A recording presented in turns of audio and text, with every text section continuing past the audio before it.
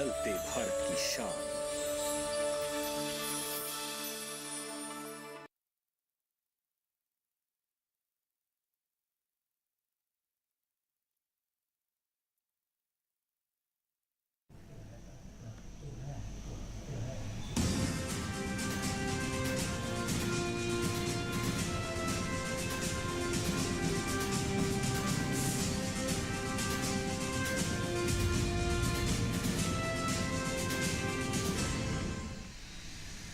नमस्कार, किसान समाचार में आप सभी का स्वागत है। सबसे पहले मुख्य समाचार। प्रधानमंत्री नरेंद्र मोदी ने मन की बात कार्यक्रम के जरिए देश विदेश के लोगों के साथ साझा किए अपने विचार। कहा, देशवासियों में मेड इन इंडिया को लेकर है जबरदस्त उत्साह। प्रधानमंत्री ने कहा कि जल संरक्षण 21वीं सदी की बड़ी चुनौतियों में से एक। राष्ट्रीय दुग्ध दिवस के अवसर पर केंद्रीय मत्स्य पालन, पशुपालन और डेयरी मंत्री पुरुषोत्तम रुपाला ने प्रदान किए राष्ट्रीय गोपाल रत्न पुरस्कार। भारत की श्वेत क्रांति के जनक डॉक्टर वर्गीस कुरियन की जयंती के उपलक्ष्य में मनाया जाता है राष्ट्रीय दुग्ध दिवस।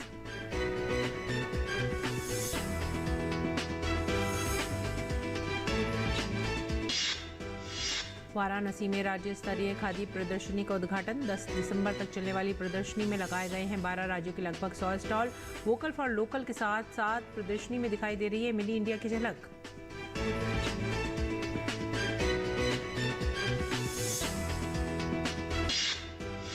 दिल्लीवासी अब भी जहरीली हवा में सांस लेने को मजबूर। वायु गुणवत्ता सूचकांक कुछ क्षेत्रों में अब भी गंभीर श्रेणी में। बारिश के कारण मुंबई का मौसम हुआ सुहावना। वायु गुणवत्ता सूचकांक गिरकर 100 से नीचे पहुंचा। और खबरें विस्तार से। प्रधानमंत्री नरेंद्र मोदी ने आज मन की बात कार्यक्रम के जरिए देश विदेश के लोगों के साथ अपने विचार साझा किए। कार्यक्रम का आकाशवाणी और दूरदर्शन के समूचे नेटवर्क पर प्रसारण किया गया। प्रधानमंत्री ने वोकल फॉर लोकल के माध्यम से बाजारों के कारोबार में आई वृद्धि की बात की। उन्होंने कहा कि देशवासियों में मेड इन इंडिया को लेकर जबरदस्त उत्साह है। पिछले महीने मन की बात में मैंने वोकल फॉर लोकल यानी स्थानीय उत्पादों को खरीदने पर जोर दिया था। बीते कुछ दिनों के भीतर ही दिवाली, भैया दूज और छठ पर देश में 4 लाख करोड़ से ज्यादा का कारोबार हुआ है और इस दौरान भारत में बने उत्पादों को खरीदने का जबरदस्त उत्साह लोगों में देखा गया।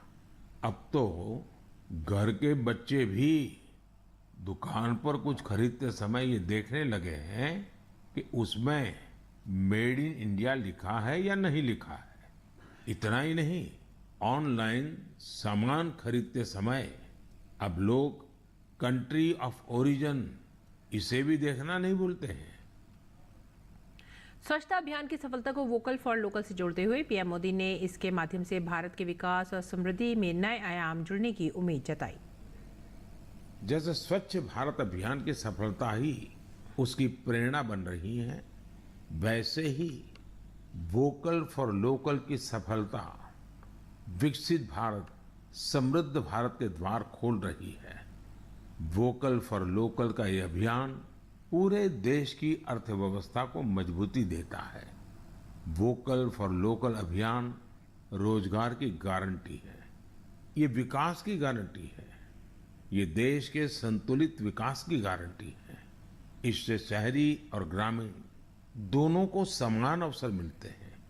इससे स्थानीय उत्पादों में वैल्यू एडिशन का भी मार्ग बनता है और अगर कभी वैश्विक अर्थव्यवस्था में उतार चढ़ाव आता है तो वोकल फॉर लोकल का मंत्र हमारी अर्थव्यवस्था को संरक्षित भी करता है।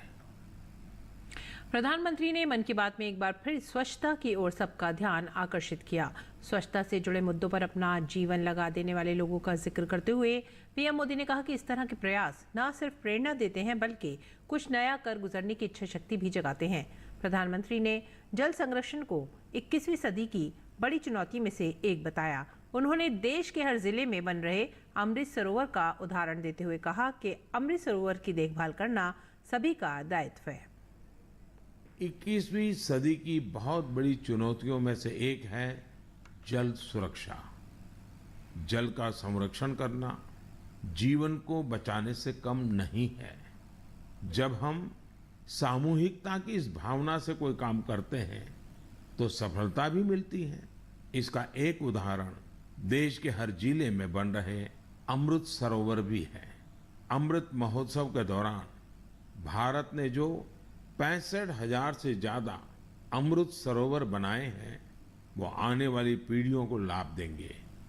अब हमारा ये भी दायित्व है कि जहां जहां अमृत सरोवर बने हैं उनकी निरंतर देखभाल हो, वो जल संरक्षण के प्रमुख स्रोत बने रहें। और राष्ट्रीय दुग्ध दिवस के अवसर पर असम के गुवाहाटी में पशु चिकित्सा कॉलेज ग्राउंड में राष्ट्रीय गोपाल रत्न पुरस्कार प्रदान किए गए। केंद्रीय मत्स्य पालन, पशुपालन और डेयरी मंत्री पुरुषोत्तम रुपाला ने ये पुरस्कार प्रदान किए। राष्ट्रीय गोपाल रत्न पुरस्कार पशुधन और डेयरी क्षेत्र में सर्वोच्च राष्ट्रीय पुरस्कारों में से एक है। ये पुरस्कार 3 श्रेणियों स्वदेशी गाय भैंस नस्ल का पालन करने वाले सर्वश्रेष्ठ डेयरी किसान, सर्वश्रेष्ठ डेयरी सहकारी दूध उत्पादक कंपनी, डेयरी किसान उत्पादक संगठन और सर्वश्रेष्ठ कृत्रिम गर्भाधान तकनीशियन AIT में प्रदान किया जाता है। इस पुरस्कार में पहली 2 श्रेणियों में प्रथम स्थान के लिए 5 लाख रुपए, दूसरे स्थान के लिए 3 लाख रुपए और तीसरे स्थान के लिए 2 लाख रुपए की नकद पुरस्कार के साथ योग्यता प्रमाण पत्र और एक स्मृति चिन्ह भी प्रदान किया जाता है। 26 नवंबर को भारत की श्वेत क्रांति के जनक डॉक्टर वर्गीस कुरियन की जयंती के उपलक्ष्य में राष्ट्रीय दुग्ध दिवस मनाया जाता है। 2014 में राष्ट्रीय डेयरी विकास board NDDB, Indian dairy association IDA और 22 राज्य स्तरीय दुग्ध संघों ने 26 नवंबर को डॉक्टर वर्गीस कुरियन का जन्मदिन मनाने का संकल्प लिया था। प्रत्येक वर्ष 1 जून को विश्व दुग्ध दिवस मनाया जाता है, जिसका स्थापना खाद्य और कृषि संगठन द्वारा की गई थी। और अब रुक करते हैं राजधानी का। दिल्ली में वायु गुणवत्ता सूचकांक कुछ क्षेत्रों में गंभीर श्रेणी में अभी भी बना हुआ है। दिल्लीवासी जहरीली हवा में सांस लेने को मजबूर हैं। केंद्रीय प्रदूषण नियंत्रण बोर्ड के मुताबिक रविवार सुबह राजधानी के कई इलाकों में 400 के पार AQI दर्ज किया गया। जहांगीरपुरी में 450, बमाना में 427, आनंद विहार में 433, अशोक विहार में 434, द्वारका सेक्टर 8 में 385, बराड़ी में 404, IGI एयरपोर्ट पर 360, ITO पर 382, आयानगर में 320 AQI दर्ज किया गया। अगले 6 दिनों की बात अगर करें तो सुधार की कोई खास उम्मीद नहीं है और वायु गुणवत्ता बेहद खराब श्रेणी में रहने की आशंका है। इस बीच बारिश के कारण मुंबई का मौसम सुहावना हो गया है। बारिश के कारण मुंबई में वायु गुणवत्ता सूचकांक गिरकर 100 से नीचे पहुंच गया है। मौसम विभाग ने उत्तरी महाराष्ट्र में अलग अलग स्थानों पर तूफान, बिजली, तेज हवाओं और ओलावृष्टि के साथ तेज बारिश का अनुमान व्यक्त किया है। इसके मद्देनजर राज्य के उत्तरी हिस्सों के लिए ऑरेंज अलर्ट जारी किया गया है। मराठवाड़ और विदर्भ में कुछ जिलों को छोड़कर राज्य के बाकी जिलों में कुछ स्थानों पर आंधी, बिजली गिरने और तेज हवाओं के चलने की आशंका के मद्देनजर येलो अलर्ट जारी किया गया है। उधर गुजरात के कई इलाकों में भी बारिश हुई है। बारिश से मौसम काफी सुहावना हो गया है। बारिश के कारण तापमान में भी थोड़ी गिरावट दर्ज की गई है, जिससे ठंड बढ़ गई है। मौसम विभाग ने गुजरात में रविवार और सोमवार तेज गरज के साथ बारिश की बौछारें पड़ने का अनुमान जताया है। और बात करेंगे खादी की। वाराणसी में खादी ग्रामोद्योग आयोग के अध्यक्ष ने शनिवार को राज्य स्तरीय खादी प्रदर्शनी का उद्घाटन किया। ये प्रदर्शनी 10 दिसंबर तक चलेगी। इस प्रदर्शनी में 12 राज्यों के लगभग 100 स्टॉल लगाए गए हैं, जिस पर सूती, ऊनी, सिल्क खादी, पाली खादी, श्री अन्न के उत्पाद और विभिन्न प्रदेशों की खाद्य सामग्री को प्रदर्शित किया गया है। इस प्रदर्शनी में वोकल फॉर लोकल के साथ साथ मिनी इंडिया का दर्शन भी मिल रहा है। यहाँ पर चरखे से कताई, मिट्टी के बर्तन बनाने, अगरबत्ती बनाने और खादी बुनाई का भी प्रदर्शन किया जा रहा है। इस मेले का काशीवासी या पूर्वांचल के लोग इंतजार करते हैं। अलग अलग उत्पादन के लिए जो अलग अलग शहर, अलग अलग प्रदेश की पहचान है, उन सबको यहाँ पर अच्छा बाजार मिलता है और काशीवासियों को अपना ही शहर में तमाम स्टॉल मिलते हैं जहाँ अपने मन के चीज़ें खरीद सकते हैं। खादी एक विचार है, खादी एक आंदोलन है, खादी एक मिशन है। हम स्वदेशी को अपनाएं और लोकल फॉर लोकल सिद्धांत पर इसका उपयोग करें। देश भर के अलग अलग राज्यों के यहाँ कारीगर आए हुए हैं अपनी दुकानों के साथ। अलग अलग कपड़े से लेकर बैग से लेकर सारी चीज़ें यहाँ दिखी हैं। हम सब आज कहीं न कहीं से इस मेले में आने के बाद बहुत अभिभूत हैं। उम्मीद करते हैं कि ये काशी खादी के लिए एक बहुत महत्वपूर्ण शहर है। माननीय देश के प्रधानमंत्री नरेंद्र मोदी जी की नगरी है, तो ऐसे में खादी मेले का आयोजन यहाँ के लोगों को, समाज को खादी से जोड़ने में बहुत कामयाब होगा। खादी ग्रामोद्योग आयोग के चेयरमैन मनोज कुमार ने डीडी न्यूज से खास बातचीत में बताया कि काशी प्रधानमंत्री की क्रम भूमि है और यहाँ ये प्रदर्शनी अभूतपूर्व रिकॉर्ड के साथ बिक्री करेगी। राज्य स्तरीय खादी प्रदर्शनी 2023 काशी में, और काशी में ही मनोज कुमार जी हैं KYIC के चेयरमैन। किस तरह का सोचकर आपने इस प्रदर्शनी को काशी में आयोजित किया है? माननीय प्रधानमंत्री जी का आह्वान है कि आने वाला समय त्योहारी सीजन का है। आप त्योहारी सीजन में जब खादी के उत्पाद खरीदेंगे तो हमारे गरीब के घर में एक नया उजियारा आएगा। काशी की ये प्रदर्शनी खास है, भव्य है, दिव्य है, क्योंकि यहाँ हमारे कारीगरों के हाथ से बने हुए उत्पाद रखे गए हैं। काशीवासियों से अपील करता हूँ कि वो आएँ और खादी के नए नए उत्पादों को खरीद कर अपने घर लेके जाएं। ये जो प्रदर्शनी है, इसमें जो स्टॉल लगे हैं उनकी संख्या लगभग कितनी है और क्या खास है उत्पादन में? चूँकि आप तो पूरे देश में घूमते हैं, देखते हैं उत्पादनों को, तो क्या खास है? ये टोटल संख्या करीब 100 के करीब है और यहाँ पर जो उत्पाद हैं वो पूरे भारत के उत्पाद, उत्तर से लेके पश्चिम तक, दक्षिण से लेके नॉर्थ तक, सब जगह के यहाँ पर उत्पाद हैं। आप यहाँ पर काशी से यहाँ पर साड़ी, यहाँ पर कुर्ते, मोदी जैकेट, यहाँ पे हमारा हनी, अचार, इस तरह से खादी ग्रामोद्योग के सैकड़ों उत्पाद हमारे यहाँ पर रखे गए हैं। ये खास हैं, विशेष हैं, क्योंकि गरीबों की मेहनत है, प्यार है, खाने की भी वस्तुएं हैं, पहनने की भी आपको सामग्री मिल जाएगी इस प्रदर्शनी में। कैमरा पर्सन दीपक गुप्ता के साथ doctor हिकेश Bahadur Singh Gautam, DD news Varanasi. और आइए अब चलते हैं पंजाब, जहां पर मोहाली में विकसित भारत संकल्प यात्रा के तहत गांव मानकपुर कल्लर में विभिन्न विभागों द्वारा एक शिविर का आयोजन किया गया। इस अवसर पर भारत सरकार के उर्वरक सचिव रजत मिश्रा ने विशेष रूप से जागरूकता शिविर में भाग लिया। इस अवसर पर संबोधित करते हुए रजत मिश्रा ने कहा कि ड्रोन तकनीक के माध्यम से खेतों में नैनो यूरिया, DAP और इफ्को सागरिका तरल सहित उर्वरकों और दवाओं का छिड़काव करने में उर्वरक और पानी की बचत होती है और फसल की पैदावार भी बढ़ती है। मेरी कहानी मेरी जुबानी के माध्यम से लाभार्थियों ने सरकारी सेवाओं के संबंध में अपने सफल अनुभव साझा किए। स्वास्थ्य एवं परिवार कल्याण विभाग की टीमों द्वारा मेडिकल जांच शिविर का आयोजन किया गया, जिसमें लोगों के BP, मधुमेह और रक्त की जांच की गई। ओडिशा में विकसित भारत संकल्प यात्रा को हर तरफ से भारी समर्थन मिल रहा है। नवरंगपुर जिले में डबुगांव, उमरकोटे और कोसागुमुडा ब्लॉक की कई पंचायतों में विकसित भारत रथ का जोरदार स्वागत किया गया। BDO शरद चंद्र माझी के दाबू गांव में कार्यक्रम में भाग लिया और विकसित भारत संकल्प यात्रा के लक्ष्य और उद्देश्यों के बारे में बताया। कार्यक्रम में स्थानीय लोगों को मुफ्त स्वास्थ्य जांच सुविधा प्रदान करने के लिए एक स्वास्थ्य शिविर का आयोजन किया गया। इसी प्रकार उज्ज्वला योजना के बारे में लोगों को जागरूक किया गया तथा इच्छुक महिलाओं को योजना का लाभ दिलाने के लिए पंजीकरण कराया गया। इस दौरान लोगों को केंद्र सरकार की प्रमुख योजनाओं की जानकारी वाले कैलेंडर और पैम्फलेट भी बांटे गए। ओडिशा के कालाहांडी जिले के लांजीगढ़ ब्लॉक के बीजेपुर और मालीजुबू बाग पंचायत में विकसित भारत संकल्प यात्रा कार्यक्रम का आयोजन किया गया। इस मौके पर स्थानीय महिलाओं ने विकसित भारत का संदेश देने वाले रथ का स्वागत किया। बाद में लोगों को लाभों के बारे में जागरूक करने के लिए केंद्र सरकार की विभिन्न योजनाओं पर लघु फिल्में LED स्क्रीन पर दिखाई गईं। इस बीच कुछ लाभार्थियों ने विभिन्न केंद्रीय योजनाओं से लाभ प्राप्त करने के अपने अनुभव भी साझा किए। और देश में सौर ऊर्जा के लक्ष्यों को हासिल करने की दिशा में IIT गुवाहाटी स्थित एक स्टार्टअप ने बड़ी पहल की है। क्वांट सोलर नाम के स्टार्टअप ने पानी पर तैरने वाले सोलर प्लांट यानी फ्लोटिंग सोलर प्लांट लगाने की तकनीक विकसित की है। इससे सौर ऊर्जा उत्पादन क्षमता में तो वृद्धि होगी ही, साथ ही जल संरक्षण में भी ये तकनीक मददगार साबित होगी। पेश है यह खास रिपोर्ट।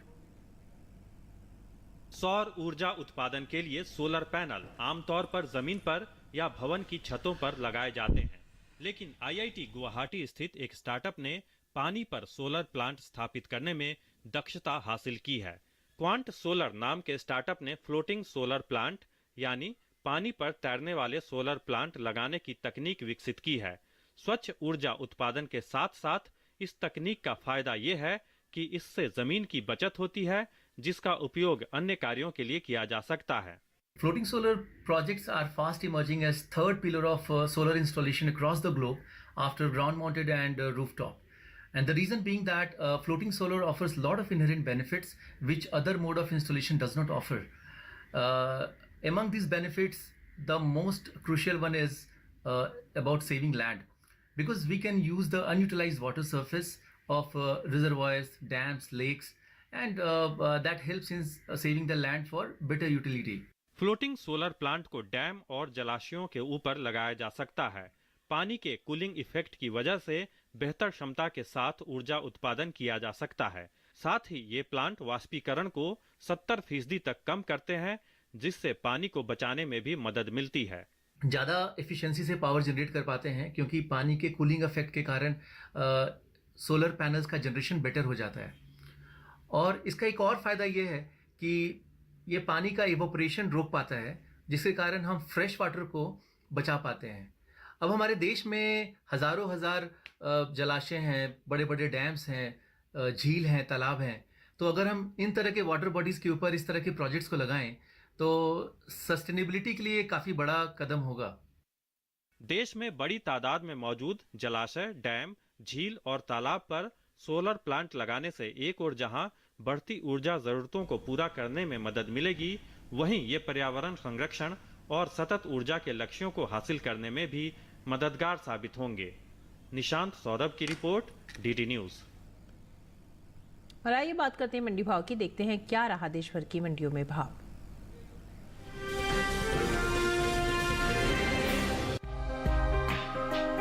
कृषि उपज मंडियों में इन दिनों चने की आवक सामान्य बनी हुई है। शनिवार को चने में उतार चढ़ाव के साथ कारोबार हुआ, जबकि कुछ मंडियों में इसके भाव में कोई बदलाव नजर नहीं आया।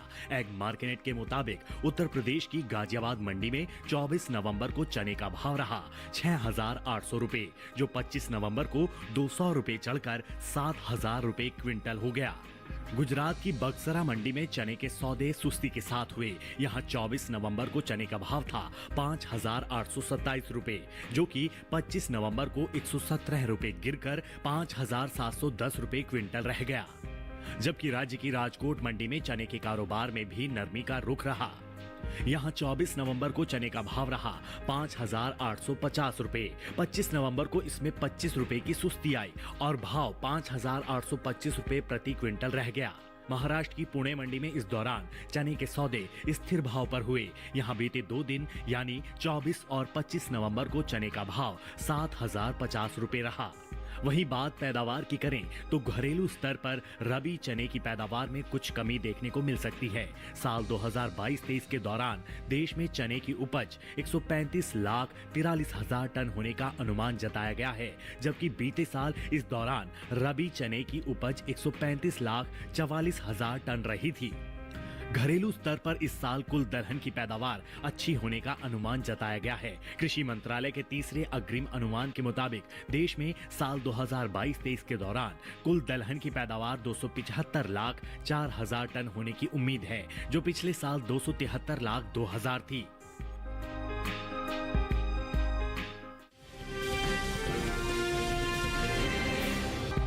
ज्यादातर कृषि उपज मंडियों में मक्का के कारोबार में उतार चढ़ाव का रुख रहा।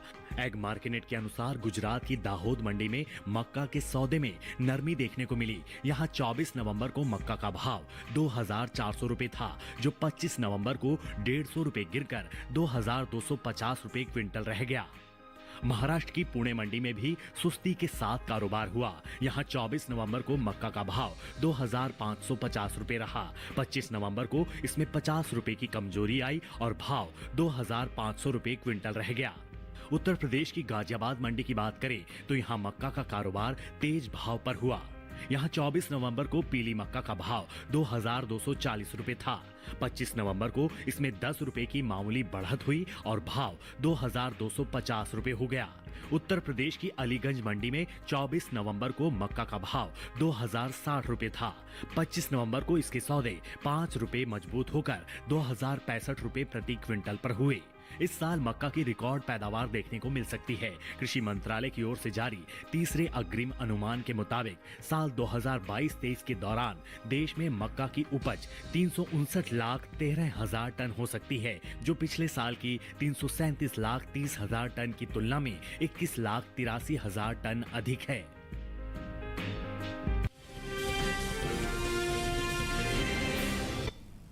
और आइए अब बात करते हैं मौसमी खेती की। किसान इस मौसम में कैसे रखें अपनी खेती का ख्याल, देखते हैं।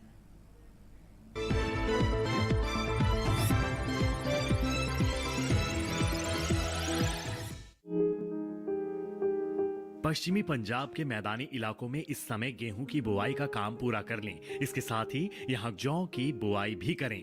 पंजाब के असमतल मैदानी इलाकों के किसान फिलहाल गेहूं की बुआई करते रहें। इसके अलावा यहां गोभी, सरसों की रोपाई के लिए नर्सरी तैयार करें।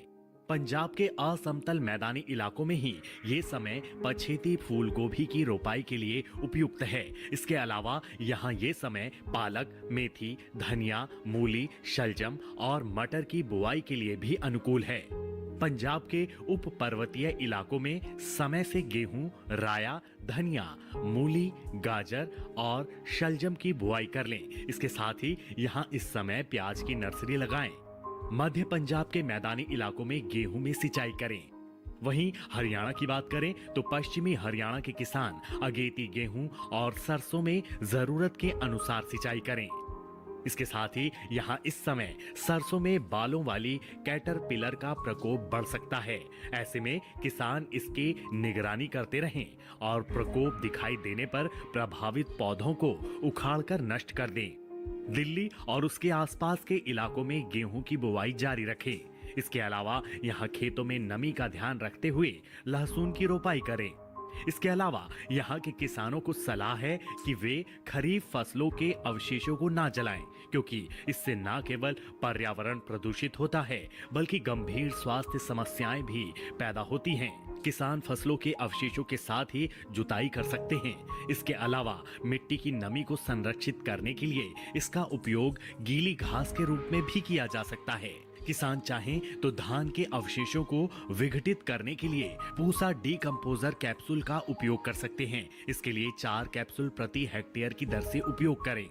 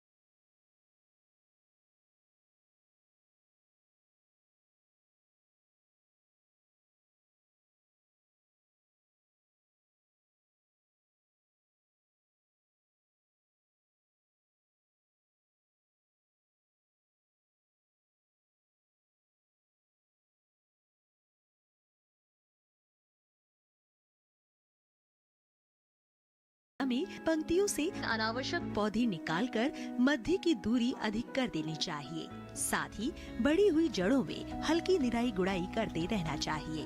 गाजर की फसल पर मुख्य रूप से छोटे छोटे कीड़े मकोड़ों का प्रकोप होता है। इसकी रोकथाम के लिए नीम का काढ़ा पंप की मदद से 10 से 15 दिन के अंतराल पर छिड़काव करें। गाजर की फसलों में आर्द्र गलन रोग के कारण बीज के अंकुरित होते ही पौधे संक्रमित हो जाते हैं, जिससे तने का निचला भाग जो भूमि की सतह से लगा रहता है सड़ जाता है। फलस्वरूप पौधे वहीं से टूटकर गिर आते हैं। इस रोग की रोकथाम के लिए विशेषज्ञों की सलाह पर बीजोपचार कर ले। गाजर की जड़ों की खुदाई तभी करें जब वे पूरी तरह विकसित हो जाए। खेत में खुदाई के समय पर्याप्त नमी रखें। साथ ही फसलों को सुखाकर उचित स्थान पर भंडारित करें।